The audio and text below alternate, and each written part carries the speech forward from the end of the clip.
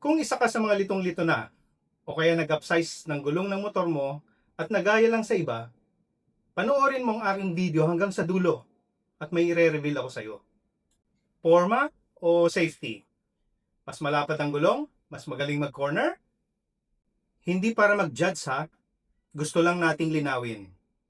Example, ang stock na tire size ng Kawasaki Ninja 650 ay 160/70/17.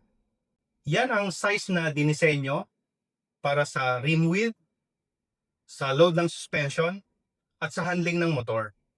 Kapag nagkabit ka ng 180/55/17, mas malapad siya, pero dahil hindi siya ideal sa stock rim width, nag-iiba ang tire profile.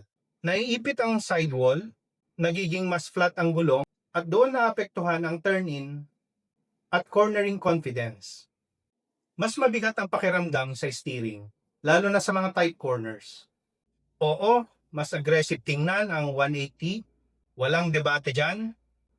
Pero tandaan mo, ang gulong ay hindi lang forma. Siya ang connection mo sa kalsada. Hindi sinasabi na bawal mag-upsize. Ang mahalaga, alam mo kung anong trade-off. Kung priority mo ay handling at safety, sundin ang recommended tire size. Kung looks ang habol mo, okay din. Basta informed ka. Sa riding, importante ang tamang desisyon kaysa sa uso. Looks matter, but control matters more. Ride safe.